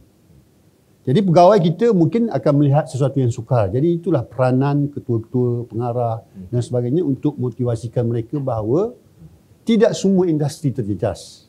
Ada industri yang keuntungannya berlipat kali ganda berbanding tahun sebelum. Itu antaranya. Dan sudah tentu daripada pembayar cukai, mereka pelbagai alasan melengah-lengahkan memberi maklumat dan sebagainya. Even suatu ketika saya difahamkan pegawai kita diminta buat swab test dahulu sebelum ke premis mereka dan pelbagai alasan lah. Dan sudah tentu aduan kepada MOF bertalu-talu lah. Mengatakan taksiran kita tidak betul itu dan ini. Sedangkan bila kita lihat apa yang pegawai kita buat itu semuanya berasas. Jadi tidak timbul soal taksiran tidak berasas, taksiran tidak berkualiti. Saya juga mengharamkan penggunaan taksiran tidak berkualiti. Sebab taksiran itu telah dinilai, dia punya parameter, faktor-faktor yang menyebabkan kita bangkit taksiran tambahan. Dan cabaran terakhir sudah tentulah dengan keadaan perniagaan syarikat, individu yang hilang kerja, perniagaan tak berjalan sepenuhnya, sebahagian saja bayaran terhadap taksiran-taksiran tambahan tersebut, dan sehingga kini kita punya ABT mencecah 40 bilion lebih. Jadi ini menjadi cabaran bukan kepada collection saja, kepada kita semua warga hasil di semua peringkat untuk menjadikan 40 bilion ini sebagai satu, kata orang, kutipan yang sebenarnya hasil yang kerajaan nak. Kerajaan bukan nak taksiran saja, tetapi dia nakkan kutipan itu supaya boleh digunakan untuk kemudahan rakyat dan sebagainya. Jadi itulah antara cabaran secara umum yang boleh saya simpulkan bahawa keseluruhannya kita masih lagi berjaya memotivasikan mereka berdasarkan prestasi yang kita capai dari segi taksiran sehari ini, dan dari segi kutipan pun kita masih lagi positif. Dan kita sepatutnya berbangga dengan pencapaian tersebut, dan kita boleh hadapi cabaran-cabaran yang berlaku, dan kita sesuaikan dengan suasana dengan keadaan pandemik ini, kita boleh. Lembaga hasil dalam negeri Malaysia boleh. Terima kasih. Terima kasih Datuk. So adakah dari sudut cabaran ekonomi, kita tahulah macam sekarang ni semua alasan diberikan oleh pembayar cukai berkaitan dengan terjejas perniagaan dari segi sudut kewangan, kecairan wang di pihak syarikat. So adakah kita rasa pada tahun depan cabaran ini mungkin akan dihadapi oleh pihak lembaga hasil dalam negeri Malaysia sendiri, ataupun kita rasa kita dah bijak, ataupun kita boleh fokus apakah yang akan berlaku pada tahun 2022 nanti tu? Ya, sebenarnya setiap tahun sekitar bulan 10 ataupun 11 awal masa kita akan berbincang dengan bahagian fiskal MOF untuk menentukan sasaran tahun berikutnya. Jadi kalau berdasarkan pengalaman lepas, sebenarnya semua parameter trend yang berlaku 10 tahun sebelum ini kita akan ambil kira dalam menentukan sasaran pada tahun berikutnya. Contohnya untuk bajet tahun hadapan akan dibentangkan tidak lama lagi dan kita akan berbincang semua faktor ini dan sudah tentu dalam menentukan setiap segmen kutipan tu kita ada dia punya parameter apa yang menyebabkan ianya naik ataupun jatuh. Jadi sebab tu sasaran ni boleh berubah-ubah. Jadi bagi saya cabaran-cabaran ini sentiasa ada. Dalam keadaan kita selesa suatu ketika dahulu 2011, 12 harga petroleum mencecah 100 USD per barrel pun kita menghadapi cabaran. Cabaran kita ialah MYH akan sentiasa menaikkan sasaran. Jadi kita kena aturkan strategi bagaimana kita nak capai sasaran tersebut. Jadi walaupun dalam keadaan tiada pandemik, dalam keadaan ini cabaran sentiasa ada dan kita yakin kita boleh hadapi cabaran-cabaran ini untuk mencapai sasaran tahun-tahun yang mendatang. Contohnya yang akan datang ialah tahun 2022. InsyaAllah saya yakin dengan keupayaan semua warga hasil kita akan sentiasa mampu menghadapi cabaran dan telah kita buktikan bertahun-tahun kita mampu mencapai sasaran. Kalau tidak 100% pun kita masih lagi sekitar, kalau kita ambil exam A+ lah, 98%, 99%, dan tahun ini lebih bernasib baik kita berada di peringkat more than 100% dalam beberapa bulan ini dan kita harap kita akan positif pada 31 Disember nanti. InsyaAllah. Terima kasih. InsyaAllah tu. Jadi harapan kita memang kita sentiasa bersedialah, siap siaga untuk menghadapi segala cabaran yang mendatang di peringkat pengurusan tertinggi. Okey, kita pergi kepada Tuan Haji daripada aspek auditan. So apakah yang kita jangka cabaran-cabaran yang kita akan hadapi ataupun mungkin yang kita hadapi sekarang yang mungkin akan berlaku pada masa akan datang juga? Terima kasih Tuan Moderator. Apabila kita bercakap berkenaan dengan cabaran aktiviti pengauditan, seperti juga yang telah dimaklumkan oleh Yang Berbahagia Datuk, saya boleh pecahkan kepada dua cabaran utama, iaitu cabaran dalaman dan juga cabaran luaran. Apabila kita bercakap berkenaan dengan cabaran dalaman, dia bergantung pada iaitu melibatkan pegawai audit. Dan apabila kita bercakap berkenaan dengan cabaran luaran, dia melibatkan pembayar cukai dan juga pemegang taruh. Jadi saya dapat rumuskan bahawa cabaran ini terutamanya di era pandemik yang bermula pada awal tahun 2020, saya dapat pecahkan kepada tiga sebenarnya cabaran utama yang kita hadapi, iaitu dari sudut ekonomi, sosial dan juga kesihatan. Itu cabaran utama. Dan apabila kita berbalik kepada cabaran dalaman, iaitu yang pertamanya kita cabaran dengan pegawai audit dari sudut sosial dan juga dari sudut kesihatan pegawai kita sendiri, di mana pada masa tersebut di awal-awal berlakunya ancaman pandemik, maknanya dia penutupan pejabat dan sebagainya dan juga peralihan kaedah kita bekerja. Daripada bekerja di pejabat, kita bekerja di rumah ataupun dengan secara ringkasnya BDR, bekerja dari rumah. Ini adalah satu perubahan yang baru sebenarnya kepada pegawai audit dan daripada pengalaman dan juga survey yang dibuat oleh JPC, ada di antara pegawai kita tu mempunyai tekanan. Kita tidak dapat nafikan sama ada tekanan tinggi ataupun rendah iaitu masalah sosial disebabkan oleh perubahan kaedah bekerja, iaitu seperti mana yang kita sedia maklumlah. Pada masa awal-awal tu maknanya kita masih lagi peringkat penyediaan logistik ataupun infra. Bagaimanakah kaedah bekerja BDR ni dapat dilaksanakan. Sedangkan KPI kita tidak menurun. Kaedah bekerja kita telah berubah. Jadi di situlah cabaran JPC terutamanya. Tetapi Alhamdulillah dengan kerjasama sokongan pengurusan atasan dan juga kerjasama semua jabatan-jabatan di lembaga hasil ini, kita dapat menangani sedikit demi sedikit. Sekurang-kurangnya kita dapat menyediakan kemudahan logistik yang paling minimal untuk melaksanakan BDR.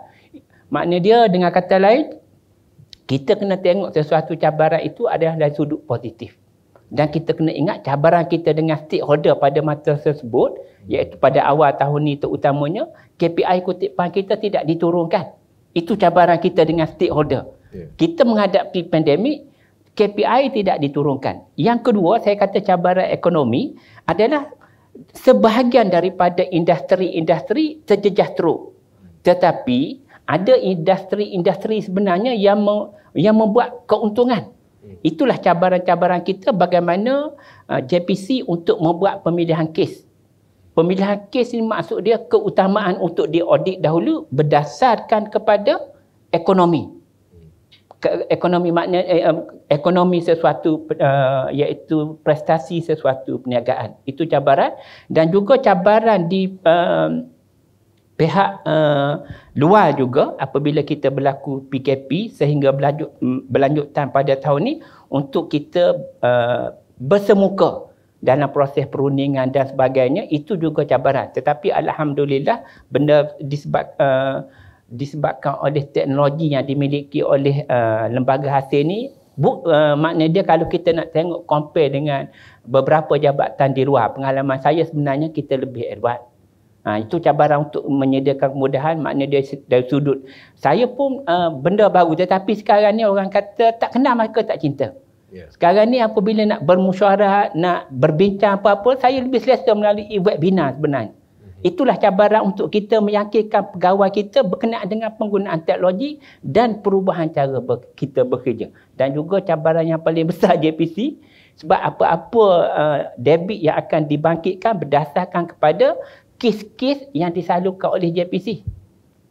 Kalau kes tu maknanya dia mendatangkan yang bukan maksud dia berkualiti tidak berkualiti, maknanya dia kita nak membezakan di antara kes yang terkesan dengan kes yang membuat keuntungan. Dan bila cabaran luaran satu lagi, apabila pegawai audit kita nak berhadapan dengan pembayar cukai. Sebab pada masa tersebut pembayar cukai kita juga mengalami tekanan sosial. Masalah aliran tunai, perniagaan, di situlah kita kaitkan bahawa pentingnya integriti ataupun jati diri pegawai kita supaya mengendalikan sesuatu kes tu secara profesional dan berhemah. Bercakap pun orang kata kena, bukanlah kata kasar tapi kena tegas, tetapi kena berhemah. Berhemah. Itu di antara cabaran-cabaran yang dihadapi oleh aktiviti pengauditan. Itulah, tetapi alhamdulillah saya tekankan sekali lagi dengan sokongan semua pihak dari sudut pengurusan atasan sehingga semua kerjasama di antara jabatan kita dapat menterjemahkan ataupun kita dapat melaksanakan proses kerja pengauditan tu, maknanya dia seperti walaupun dalam norma yang baru kita dapat melaksanakan dengan teratur dan berkesan. Maknanya dia itu maknanya pengalaman saya itulah sepanjang saya berkhidmat 30 tahun ni, saya rasa apabila saya bersara selepas ini pun menjadi satu ingatan yang tidak dapat saya lupakan. Tapi dia punya cabaran tu setiap tahun, setiap masa dia ada cabaran. Tetapi dia bergantung kepada keadaan sesuatu masa tersebut. Tetapi bagi saya, cabaran era pandemik ni di antara satu cabaran kita, bagaimanakah kita nak mengubah dalam jangka masa yang singkat supaya pelaksanaan aktiviti audit berjalan seperti biasa tanpa ada kesan-kesan yang boleh mengganggu-gugat kita punya pencapaian KPI kutipan. Terima kasih. Haji, saya suka ingin menyentuh berkenaan dengan cabaran berkaitan dengan ekonomi tadilah dari segi sudut pembayar cukai. Daripada aspek pembayar cukai sendiri, kita tahu mereka menghadapi macam yang bagi Datuk sebut tadi jugalah. Kita menghadapi tekanan ekonomi di pihak syarikat, perniagaan. Jadi adakah kita sebagai pegawai-pegawai di lembaga hasil ataupun dari pihak Jabatan Pemantauan Cukai sendiri akan terus menjalankan proses auditan menggunakan kaedah kita yang seperti sebelum ini, ataupun kita ada sedikit kelonggaran dari segi sudut pemilihan kes kepada mana-mana pembayar cukai kita? Terima kasih. Sebab saya ingin tekankan bahawa kita punya pemilihan kes ni berdasarkan kepada beberapa kriteria. Iaitu berdasarkan risiko sesuatu kes, berdasarkan maklumat pihak ketiga, pengaduan. Itu adalah kita dah tetap dah dalam rangka kerja kita pun kita telah maklum. Cuma maksud saya di sini kita membagi prioriti yang tidak terjejas teruk. Yang sekiranya kes-kes yang terjejah ni ada juga risiko dia, proses pengauditan akan berjalan seperti biasa. Dan seperti yang telah kita sedia maklum, mantan Perdana Menteri kita yang ke-8 sebelum ni telah dalam program pemerkasaan, dalam insentif percukaian, dia telah mengumumkan bahawa 2 insentif bagi membantu dan juga meminimalkan gangguan kepada pembayar-pembayar cukai, terutamanya sama ada aspek perniagaan ataupun penggajian. Iaitu yang pertama dari sudut penangguhan bayaran penalti, dan yang kedua dari sudut tempoh angsuran. Jadi ini adalah di antara inisiatif-inisiatif lembaga hasil bagi menyokong hasrat kerajaan ke arah pemulihan ekonomi. Okey. Okay, terima kasih. Alright. Terima kasih Tuan Haji. So kita pergi kepada Cik Khairul kita. Macam Tuan Haji dengan bagi Datuk disebut dengan cabaran-cabaran yang dihadapi oleh organisasi dalam aspek auditan, dari segi aspek secara umumnya berkaitan dengan proses kerja kita, pembahasan di Lembaga Hasil Datuk Malaysia. So sama ada apakah aktiviti siasatan menghadapi cabaran yang begitu besar dalam memastikan kita punya KPI tercapai, proses kerja dipatuhi di peringkat pegawai kita. Jadi boleh bagi pandangan daripada Cik Khairul kita. Sememangnya aktiviti siasatan adalah sangat mencabar, dan antara yang boleh saya kongsikan bersama ialah yang pertama, cabaran yang sangat ketara adalah ketika mula-mula kita menghadapi pandemik COVID-19. Pada masa itu, saya boleh katakan kita dan semua bahagian operasi berada dalam kekurangan. Kerana ketika itu, kebanyakan pegawai penyiasat belum dibekalkan dengan kemudahan seperti laptop sepenuhnya, dan pada ketika itu juga sistem SKJ ada yang boleh dicapai daripada rumah dan ada yang tidak boleh disebabkan talian internet dan sebagainya.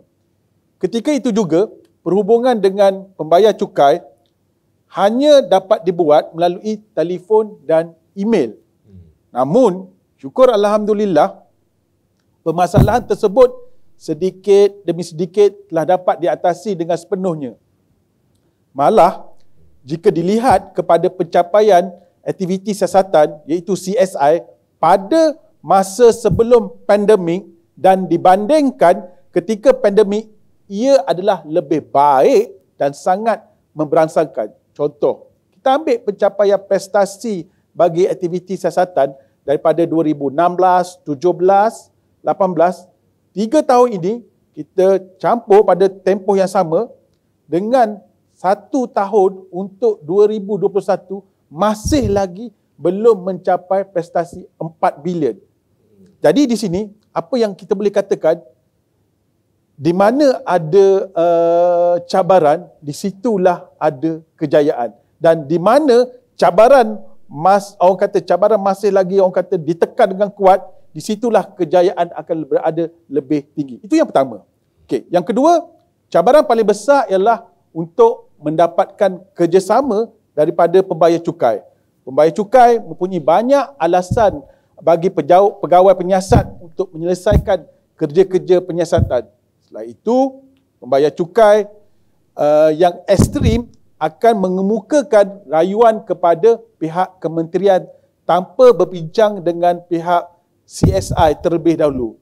Jadi, ia memberi gambaran atau misleading tanggapan kepada pihak kementerian bahawa pihak aktiviti siasatan seolah-olahnya tidak mampu untuk mengendalikan pembayar cukai dengan baik. Itu antara cabaran-cabaran bagi aktiviti siasatan.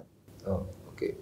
So berkaitan dengan yang macam Cik Khairul sebut tadi, berkaitan dengan rayuan yang dibuat oleh pihak pembayar cukai kepada pihak kementerian. So bagaimana dia punya apakah tahap kita katakan berapa banyak kes lah yang yang berlaku di kalangan cawangan-cawangan siasatan berkenaan dengan kes ni. So adakah ianya memberi impak yang begitu besar kepada agensi kita ataupun ianya mungkin kes-kes yang terpencil saja? Cik Khairul. Untuk makluman Tuan, biasanya rayuan yang dikemukakan ke pihak kementerian boleh dikatakan apabila kes-kes yang dibangkitkan taksiran tanpa persetujuan, kebanyakan taxpayer dia akan mencuba nasib di pihak kementerian. Tapi seperti mana yang kita ketahui, setiap taksiran yang dibangkitkan oleh aktiviti siasatan adalah berdasarkan kepada lunas undang-undang dan dalam keadaan yang teratur. Jadi ke mana di platform mana pun mereka pergi, kita yakin taksiran yang dibangkitkan oleh aktiviti siasatan adalah teratur dan boleh dipertahankan di mana-mana platform. So tak ada masalah dia nak pergi ke mana pun. Okey. Alright. So terima kasih Cik Khairul. Jadi kita nampak yang bahawa pada masa sekarang ni lah dari sudut pembudayaan ataupun pematuhan kepada elemen-elemen integriti dari segi peraturan-peraturan yang kita yang berkuasa dalam tugas kita melaksanakan tugas, banyak perkara lah yang perlu kita lihat, terutama daripada pemilik proses di Jabatan Pematuhan Cukai dan juga Jabatan Siasatan bagi memastikan pegawai-pegawai kita di samping mencapai sasaran yang telah ditetapkan, mencapai KPI yang telah ditetapkan kepada organisasi kita, kita juga tidak boleh meminggirkan elemen integriti dalam rutin pegawai kita seharian. Jadi macam yang bagi Datuk sebut tadi lah, kita perlulah dilihat sebagai pegawai ataupun hasilin yang sentiasa menjalankan tugas dengan etika, profesional dan yang penting berintegriti. Jadi sebelum kita sampai kepada penghujung program kita, jadi sebelum kita akhiri kita program berbicara ini, saya ingin mendapatkan amanat ataupun harapan daripada semua ahli panel kepada pegawai-pegawai kita, khususnya kepada hasilin dan juga khususnya kepada pegawai audit dan juga pegawai siasatan. Kita mulakan dengan yang bagi Datuk. So apakah harapan di peringkat pengurusan tertinggi oleh SDNM kepada hasilin kita pada kita menjalankan tugas dan rutin kerja seharian? Silakan. Terima kasih Cik Azam. Ya. Kalau kita lihat kepada pegawai kita itu sendiri, output dia dan outcome dia, pegawai itu sendiri bagi saya kena ada satu motivation pada diri dia, sentiasa ingin meningkatkan dia punya knowledge. Sebab untuk bertindak secara profesional sudah tentu kena ada knowledge yang terkini. Maknanya di sini mereka tidak perlu terikat dengan kursus-kursus yang disediakan. Sekarang ni zaman teknologi, ilmu di hujung jari, Google sahaja. So benda-benda macam tu boleh dibaca di mana saja. Tambahan pula kita ada satu ruang sekarang untuk kenaikan pangkat dalam kategori pakar. Maknanya mereka tidak perlu berpindah menjadi ketua atau pengarah, mereka teruskan kerjaya mereka sebagai pakar, contohnya transfer pricing dan sebagainya, ataupun industri petroleum dan sebagainya. Jadi kalau pegawai itu ada inisiatif untuk meningkatkan knowledge, secara tak langsung pegawai itu sendiri akan menjadi lebih profesional sebab boleh berhujah dengan pegawai cukai dengan mantap. Dan sudah tentu sikap pegawai itu sendiri kena menjaga kerahsiaan, berkhemah dengan pegawai cukai, tidak memberi satu ruang yang membolehkan orang melihat kita dalam persepsi yang negatif. Tempoh yang terlalu lama untuk menyelesaikan sesuatu kes mungkin menimbulkan prasangka, dan seandainya kita tidak berupaya menyelesaikan dalam satu tempoh, kita khabarkan kepada pembayar cukai melalui apa-apa surat dan sebagainya. Dan kepada output yang dihasilkan, sudah tentu kita mengharapkan taksiran tambahan, dan taksiran tambahan ini kita mengharapkan ianya menjadi kutipan. Kita tidak mahu hasil kita itu yang kita banggakan akhirnya merosakkan imej kita dalam bentuk kita terpaksa hapus kira. Dan ini memberi imej yang tidak baik kepada MOF akan melihat kita berjaya taksir tetapi kita tidak berjaya kutip. Jadi kalau dengan amount ABT yang ada sekarang dan dengan keadaan situasi ekonomi sekarang, kita mengharapkan outcome daripada output. Kalau kita kata taksiran tambahan itu sebagai output, outcome ia adalah kutipan. Jadi kita harapkan ianya seiring. Seandainya setiap taksiran yang kita bangkitkan itu boleh dikutip, mungkin kita boleh minimumkan aktiviti-aktiviti pemungutan, undang-undang dan sebagainya. Dan kita kena faham bahawa bila kita hapus kira, kita melibatkan beberapa entiti lain. MOF, audit negara, akauntan negara. Jadi apabila kita mendapat sesuatu kemudahan dan sebagainya, mungkin orang akan pertikaikan dari segi kita punya prestasi yang sebenar. Jadi itulah harapan saya, pegawai-pegawai kita tak kira lah dia buat apa aktiviti sekalipun, sama ada audit ke, siasatan ke, pungutan ke, apa semua, JIPR sekalipun, semua warga sentiasa ada nafsu untuk belajar, sentiasa belajar. Ya, bernafsu untuk dahagakan ilmu. Sebab ilmu ni sekarang mudah diperoleh dan dengan cara itu kita meningkatkan martabat knowledge kita dan kita akan dihormati dan kita akan bekerja dengan profesional. Itu saja. Terima kasih Mungkin Datuk. So tertarik saya tadi berkaitan dengan kita boleh katakan nafsu ni kita katakan obses lah. Obses dengan kerja kita, dengan kerja, bukan kata gairah tu mungkin lebih tepat juga. Gairah dalam pada kita nak melaksanakan tugas, tapi dengan penuh etika dan profesional lah. Itu yang paling utama. Terima kasih Datuk. So terima kasih Datuk.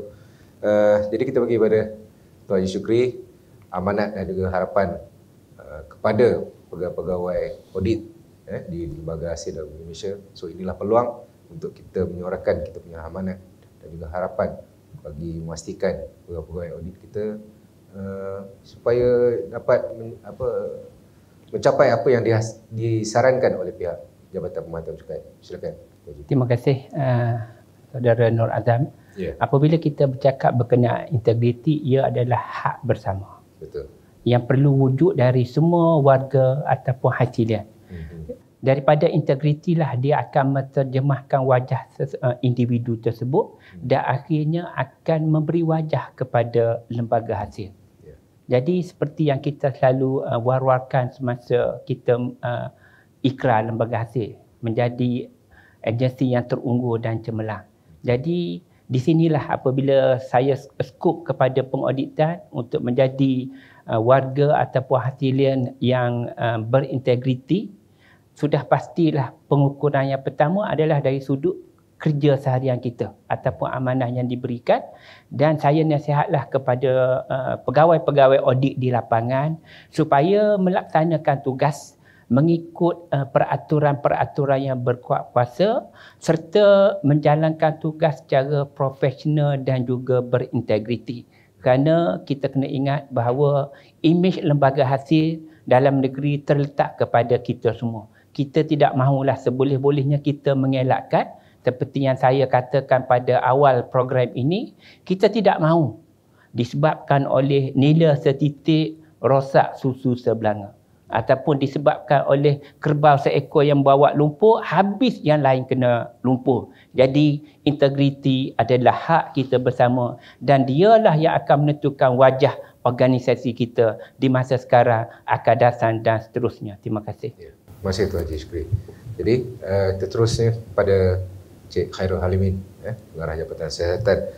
Apakah amanat yang ingin disampaikan kepada hasilin, terutamanya kepada semua pegawai-pegawai siasatan yang bernaung di bawah cawangan siasatan yang mana dipantau selia oleh Jabatan Siasatan. Silakan Cik Khairul. Besar harapan saya agar semua pegawai penyiasat dapat menjalankan tugasan yang telah diamanahkan dengan ikhlas dan bersungguh-sungguh. Pelanggaran nilai integriti bukan hanya dilihat dengan mata kasar seperti penerimaan rasuah, tetapi integriti ini adalah juga termasuk bagaimana pegawai menyempurnakan tugasnya ketika tiada dalam pemantauan ataupun perhatian ketuanya. Contohnya ketika work from home. Selain itu, saya ingin menasihatkan kepada semua pegawai penyiasat agar sentiasa memastikan prosedur kerja yang dilaksanakan adalah mematuhi manual prosedur kerja ataupun garis panduan dan arahan operasi yang sedang berkuat kuasa. Ini adalah bagi menjaga standard kerja siasatan agar berada dalam keadaan cemerlang. Perlu diingat juga, file-file siasatan boleh diaudit bila-bila masa dan sekiranya pegawai penyiasat melaksanakan kerja dengan berintegriti, saya yakin dan percaya tiada apa yang perlu dibimbangkan. Kita semua perlu membudaya integriti. Apabila integriti menjadi budaya, kualiti kerja akan meningkat secara automatik. Walaupun kita mempunyai KPI yang ditetapkan, tugas pegawai penyiasat adalah membangkitkan serta mengutip cukai dengan adil dan sepatutnya. Elakkan menekan atau menggugut pegawai pembayar cukai hanya untuk kita mencapai KPI. Terutama sekali dalam keadaan ekonomi yang tidak menentu ini. Pegawai penyiasat akan berhadapan dengan pelbagai ragam pembayar cukai yang terkesan atau tidak terkesan dengan keadaan semasa. Justru itu, pegawai penyiasat perlu sentiasa menyantuni pembayar cukai dengan berhemah dan berintegriti serta mematuhi kod etika pegawai penyiasat yang telah digariskan. Terima kasih Cik Khairul. Jadi kita sudah sampai ke penghujung ya. Saya sekali lagi mengucapkan terima kasih kepada Yang Maha Datuk, Tuan Haji Cik Muhammad Syukri, Cik Khairul Halimin di atas perkongsian kita pada pagi ini dalam program Bual Bicara Integriti. Jadi saya mewakili seluruh warga kerja program Bicara Integriti tahun 2021 yang terdiri daripada Jabatan Integriti dan Pengurusan Risiko dengan kerjasama Pejabat Ketua Pegawai Eksekutif, Akademi Pencukaian Malaysia, Jabatan Teknologi Maklumat, Jabatan Logistik Korporat, Jabatan Siasatan dan juga Jabatan Pemantauan Cukai ingin mengucapkan berbilion terima kasih kepada seluruh hasilien yang bersama-sama menyaksikan program kita pada pagi ini, dan saya sudahi dengan selamat menyambut Hari Inovasi dan Integriti Lembaga Hasil Dalam Negeri Malaysia bagi tahun 2021. Dengan itu, kita sudahi program kita dengan wabillahi taufik wal hidayah. Assalamualaikum warahmatullahi wabarakatuh. Terima kasih Yang Maha Datuk, Tuan Haji, Cik Khairul. Terima kasih. Saya bagi pihak seluruh warga kerja program Bicara Integriti yang terdiri daripada Jabatan Integriti dan Pengurusan Risiko dengan kerjasama Pejabat Ketua Pegawai Eksekutif, Akademi Percukaian Malaysia, Jabatan Teknologi Maklumat, Jabatan Logistik Korporat, Jabatan Siasatan dan Jabatan Pematuhan Cukai ingin mengucapkan berbilion terima kasih kepada seluruh hasilien yang bersama-sama menyaksikan program ini. Akhir kata, selamat menyambut Hari Inovasi dan Integriti Lembaga Hasil Dalam Negeri Malaysia tahun 2021. Patuhi SOP yang telah dikeluarkan oleh Kerajaan Malaysia dari masa ke semasa dan kekalkan integriti hasilien walaupun di mana berada. Saya sudahi dengan wabillahi taufik wal hidayah. Wassalamualaikum warahmatullahi wabarakatuh.